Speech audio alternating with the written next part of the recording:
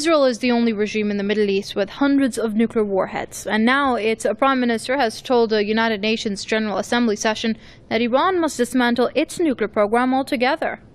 He talked a lot about WMDs in the Middle East without mentioning that Israel is the only one in the region that possesses all types of WMDs, but is not a party to any of the treaties banning them. Well, joining us now from Louisiana to discuss this further is Dr. David Duke. He's a former member of the House of Representatives. Many thanks for joining us here on Press TV, Dr. Duke. Now, first of all, what do you make of the recent comments made by Netanyahu, where he's threatening even military action against Iran, despite being the sole possessor of nuclear weapons in the Middle East? I think he's the biggest hypocritical so-called national leader in the world. It's unbelievable that he could stand up before the United Nations and the world and talk about Iran's nuclear program when he is sitting on hundreds of nuclear weapons, horrific biological weapons, including all kinds of viruses that are ethnically targeted, according to the Times and sources from Israel, and on chemical weapons. The United States of America, the National Intelligence Estimate in my country, which is made up of the top intelligence agencies. America has, in fact, not just one intelligence agency, not just the CIA, but many agencies. And this takes the top agencies of America, over a dozen, and they issued a formal report saying that Iran does not have any nuclear weapons program, period. So it's just insane to think about an Israeli leader with nuclear weapons trying to argue for sanctions and repression and even attacks. In fact, some in Israel even suggested to use nuclear weapons against Iran. The hypocrisy is amazing, but I can tell you something. I'm very heartened in one way, but that I think the world now is seeing Zio hypocrisy in all of its glory, in all of its clarity. And the Zio media doesn't know exactly how to handle it because they don't like this process. It's not simply the government of the United States that they dominate in terms of our policies. They dominate our media. They dominate the campaign financing of the Republican Democratic Party. They dominate the finances of the country, the World Bank, the International Monetary Fund, and of course the Federal Reserve, which impacts every currency in the world.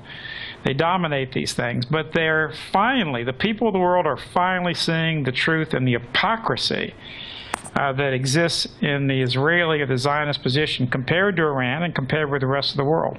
Well, speaking of which, looking at the response from the Iranian side, where the representative to the UN has said that he has warned, in fact, Netanyahu against any miscalculation by planning to attack Iran.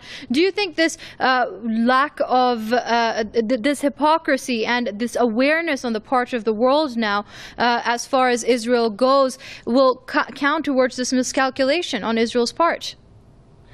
I don't know.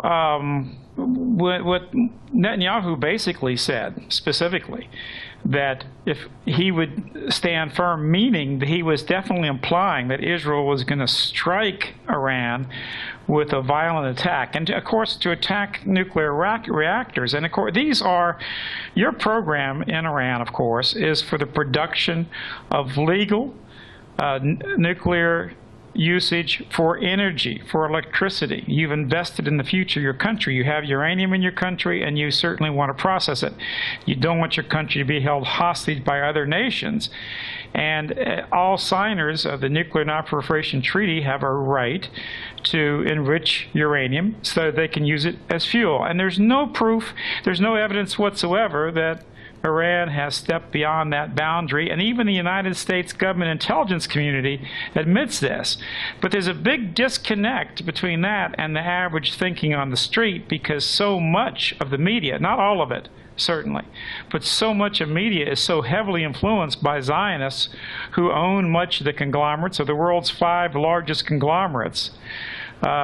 Zionists directly own 4 of the 5, and as the Times, the Jewish Times Los Angeles, has said, that the other one is owned by a Gentile, Murdoch, but even that one is more pro-Zionist, as pro-Zionist as the other 4. So the 5 largest media conglomerates in the world are all putting out this kind of garbage or suggesting, and that's the basis of the sanctions. The basis of the sanctions against Iran are the idea that Iran's making nuclear weapons. The truth is, the only country that should be facing sanctions right now is not Iran. It's certainly not Syria. It is Israel. Israel is a nation founded on ethnic cleansing, massacres of people, driving people out of their homes, not allowing them to return to their homes. Israel has committed terrorism year after year, day after day, in fact, all over the world, assassinations, murders. They've been involved in, of course, a lot of the bombings and everything in Iran itself and all over the Middle East. And there's a lot of evidence that Israel had a lot of foreknowledge, at least foreknowledge, about 9/11. Their fingerprints are all over 9/11. Right. Israel also attacked the USS Liberty, an American ship in the Mediterranean. And you talk to the members of the Liberty, the men who served in Liberty, they know the evidence. Israel purposefully attacked this American ship. They were going to do a false flag operation. Okay, Israel also, I'm afraid I'm going to have to stop you there. We have run out of time. That was Dr. David Duke, former member of the House of Representatives. There's really more data on appreciate your comments here on Press davidduke.com. TV, sir. Thank you.